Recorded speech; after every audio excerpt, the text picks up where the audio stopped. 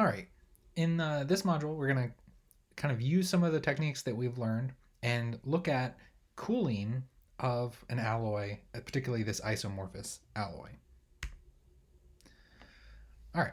So we've looked at this 35 weight percent alloy a couple times now in this copper nickel system, and that's what we're going to keep looking at. And what I want to do now is kind of consider this alloy as if we were making a part out of it. So we would typically start with a liquid melt, and then we would maybe cast it or something like that. And I want to kind of look at what the progression of the microstructure, so what it looks like as we decrease the temperature, so as we cool it. So the first place we start is here at A, right? So this is where we have 100% liquid, right? So this is where we could melt it and fabricate it. And here, this is basically just showing you kind of a microstructure. And, it's not very interesting. It just looks like solid material. So it's just a liquid.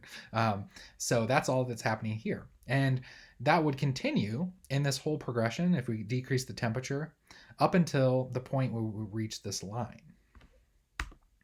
So at B, this is where it starts to get interesting, right? So at B is where we now have alpha can start to form. And so here at B, which is just under that line, and that line is the liquidus again. So we see that our microstructure now is a little bit more interesting. We see the green represents the liquid, and the little blue dots represents the alpha particles that are starting to form. And if we draw the tie line, we can determine that the composition of alpha is 46 and the composition of the liquid is 35, right? So it's the first liquid, or it's the liquid basically just as it starts to form. So it's the same as the composition of the alloy. All right. So this is where, again, like it starts to get interesting. And so as it progresses through this region, we can now say we're at point C, so we've cooled down even more. And again, we can draw a tie line. And you see now, because of the slopes here of the liquidus and the solidus, you can see that the composition of alpha has decreased to 43. And the composition of the liquid has also decreased to 32. And so you have the formation of more alpha, and that can be determined by the lever rule, right? So we could apply the lever rule, and we see that this green fraction represents the increasing amount of alpha in this mixture. So this is increased from the initial one, and therefore we have more blue here than we did here. And again, as you change the temperature, these compositions change as well. So we can keep going. And so the last solid to form is right down here at D. And so here it's 36, so it's just a little bit higher than the alloy. And then you see the liquid has changed quite a bit, right? So the amount of nickel in the liquid has drastically decreased to 24. And again, you see that green represents the fraction of the lever rule tied to the solid. And so you can see it's basically 100%, and therefore we have more or less 100% or just under of the solid. And that's kind of the change you see here is more and more of the green, more and more of the blue, which indicates alpha. And then we get to E, and we see that we are now in that phase field of just solid alpha. And so we're going to have a microstructure that just looks like a grain structure for a solid material. And so you see that here. And so it's just this green fraction, and that is going to be 35 weight percent nickel of this.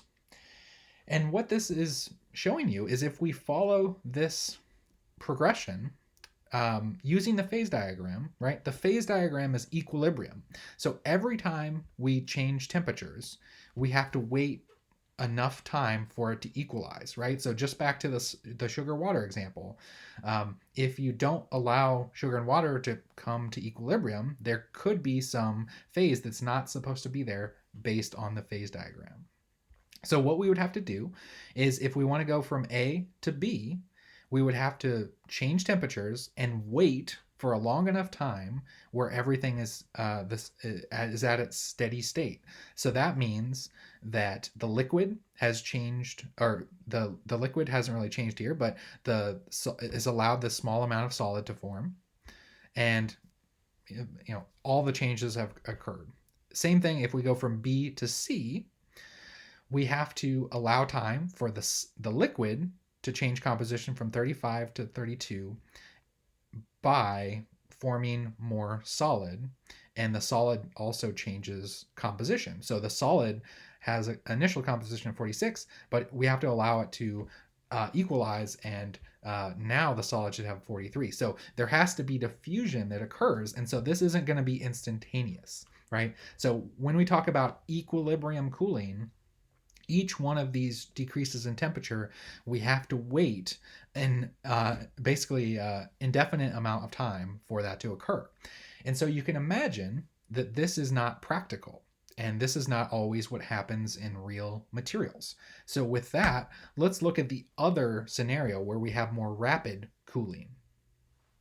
And so with rapid cooling, we see that the solid composition actually varies in these particles, because the first solid that forms had a composition of 46, but the last solid that forms is 35. So if you don't allow time for that solid to equalize or come to steady state, so solid state diffusion to occur, then you're going to have variations. So instead of this uniform particle of 35 weight percent nickel and the remainder copper with the equilibrium structure, this is slow cooling. So for fast cooling, what you get is known as a chord or non-equilibrium structure. And so that has the first solid that forms is 46, then the next is higher, and then the next is, lower, and then they progressively get lower and lower as you decrease in temperature.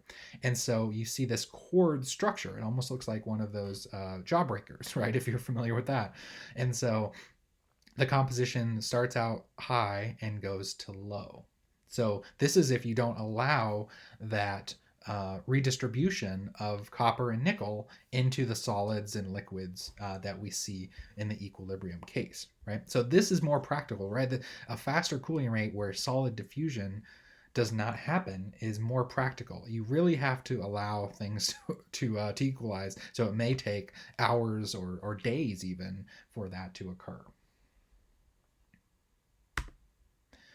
All right, so what this all means is that when we're talking about this chord structure, right? So we go from a liquid forming solids, and then you have progressively smaller and smaller amounts, is what happens when it's not this equilibrium composition.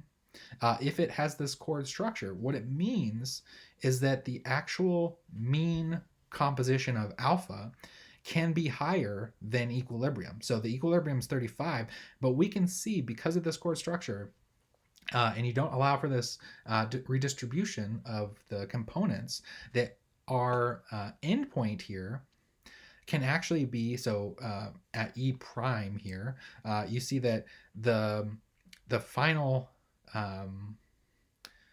solid that forms can actually be lower in composition, 31, than it actually sort of should be. And so our average composition is higher than the more uniform composition.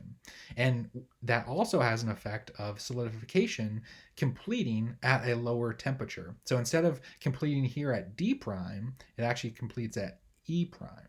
And this is all because of this non-equilibrium condition. So if you follow the equilibrium phase diagram and allow for those transitions to occur, it will look like what we did before. But if coring or this non-equilibrium cooling is allowed to occur, you can get something like this, where the final microstructure is different.